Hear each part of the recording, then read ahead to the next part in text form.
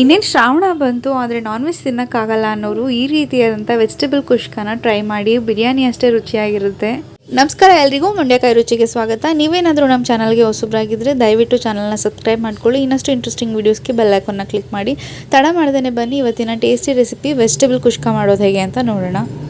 ಕುಷ್ಕ ಮಾಡೋಕ್ಕೆ ನಾನಿಲ್ಲಿ ಒಂದು ಕಾದಿರೋ ಬಾಣಲಿಗೆ 4 ಟೇಬಲ್ ಸ್ಪೂನಷ್ಟು ಎಣ್ಣೆನ ಹಾಕ್ಕೊಳ್ತಾ ಇದ್ದೀನಿ. ಎಣ್ಣೆ ಕಾದಿದ ತಕ್ಷಣ ಅರ್ಧ ಟೀ ಸ್ಪೂನಷ್ಟು ಸೋಂಪು, 2 ಪಲಾವ್ ಎಲೆ, 4 ರಿಂದ 5 ಲವಂಗ, 3 ಏಲಕ್ಕಿ, 2 ಪೀಸಷ್ಟು ಏಲಕ್ಕಿ, ಒಂದೇ ಒಂದು ಕಲ್ಲುವನ್ನ ಹಾಕ್ಕೊಂಡು ಫ್ರೈ ಮಾಡ್ಕೊಳ್ತೀನಿ. ಕಲ್ಲುವು ಯಾವುದಕ್ಕೂ ಜಾಸ್ತಿ ಹಾಕಬಾರ್ದು, ಒಂದೇ ಒಂದು ಪೀಸ್ ಹಾಕಿದ್ರೆ ಸಾಕಾಗುತ್ತೆ. ಈ ಚಕ್ಕೆ ಲವಂಗ ಎಲ್ಲನೂ ನಾನು ನೀಟಾಗಿ ಫ್ರೈ ಮಾಡಿಕೊಂಡು ಈಗ ಇದಕ್ಕೆ ನಾನು 3 ಮೀಡಿಯಮ್ ಸೈಜ್ ಈರುಳ್ಳಿನ ಉದ್ದುದ್ದಕ್ಕೆ ಕಟ್ ಮಾಡ್ಕೊಂಡು ಹಾಕ್ಕೊಳ್ತಾ ಇದ್ದೀನಿ. ಈರುಳ್ಳಿ ಎಲ್ಲ ಹಸಿ ವಾಸನೆ ಹೋಗಿ ಕಲರ್ ಚೇಂಜ್ ಆಗೋವರೆಗೂ ನಾನು ಇದನ್ನು ಫ್ರೈ ಮಾಡ್ಕೊಳ್ತೀನಿ. ಈರುಳ್ಳಿ ಎಲ್ಲ ಒಂದು ಕಡೆ ಫ್ರೈ ಆಗ್ತಿದ್ದಂಗೆ ಈಗ ಇದಕ್ಕೆ ನಾನಿಲ್ಲಿ 1 ಹಿಡಿಯಷ್ಟು ಪುದೀನ ಸೊಪ್ಪನ್ನ ಸೇರಿಸ್ಕೊಳ್ತಾ ಇದ್ದೀನಿ. 1 ಹಿಡಿಯಷ್ಟು ಕೊತ್ತಂಬರಿನೂ ಕೂಡ ಹಾಕ್ಕೊಳ್ತಾ ಇದ್ದೀನಿ. ಖಾರಕ್ಕೆ ನಾನಿಲ್ಲಿ 3 ರಿಂದ 4 ಮೆಣಸಿನ್ಕಾಯಿನ ಉದ್ದುದಕ್ಕೆ ಕಟ್ ಮಾಡಿ ಹಾಕ್ಕೊಂಡಿದ್ದೀನಿ. ನಿಮ್ಗೇನಾದ್ರು ಖಾರ ಜಾಸ್ತಿ ಬೇಕು ಅನಿಸಿದ್ರೆ ಇನ್ನೂ ಜಾಸ್ತಿ ಹಾಕ್ಕೋಬೋದು.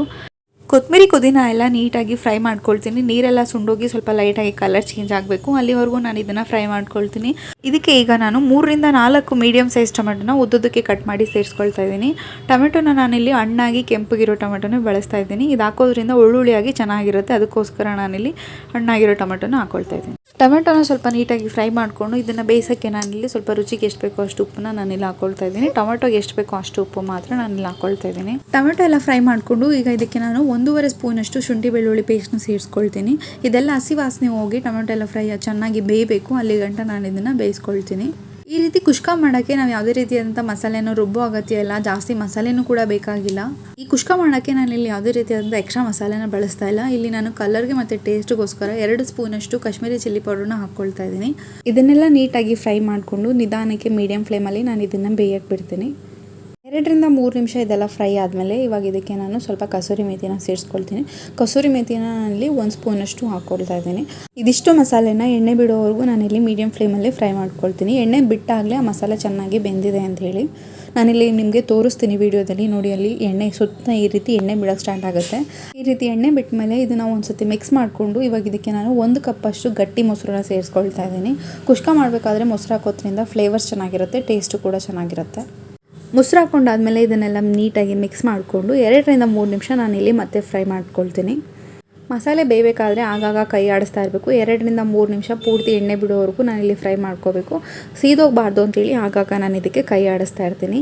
ಈ ರೀತಿ ಎಲ್ಲ ಬೆಂದ ಮೇಲೆ ಇವಾಗ ಇದಕ್ಕೆ ನಾನು ತರಕಾರಿನ ಸೇರಿಸ್ಕೊಳ್ತೀನಿ. ತರಕಾರಿಗೆ ನಾನಿಲ್ಲಿ 1 ಕಪ್ಪಷ್ಟು ಉದ್ದುದಕ್ಕೆ ಕ್ರಾಸಲ್ಲಿ ಕಟ್ ಮಾಡಿರೋವಂಥ ಕ್ಯಾರೆಟ್ನ ಹಾಕ್ಕೊಳ್ತಾ ಇದ್ದೀನಿ. 1 ಕಪ್ ಬೀನ್ಸ್ನ ಹಾಕ್ಕೊಳ್ತಾ ಇದ್ದೀನಿ. ಹಾಗೆ ಒಂದು ಸ್ವಲ್ಪ ಕಟ್ ಮಾಡಿರೋ ಕಾಲಿಫ್ಲವರ್ನ ಕೂಡ ನಾನು ಇಲ್ಲಿ ಸೇರಿಸ್ತಾ ಇದ್ದೀನಿ. ಹೂಕೋಸು ನೀವು ಬೇಕಿದ್ರೆ ಹಾಕ್ಬೋದು, ಹಾಕಿದ್ರೆ ಚೆನ್ನಾಗಿರುತ್ತೆ ಅಂತೇಳಿ ನಾನು ಹಾಕಿದ್ದೀನಿ. ಇದನ್ನೆಲ್ಲ 2 ನಿಮಿಷ ಫ್ರೈ ಮಾಡ್ಕೊಳ್ಬೇಕು.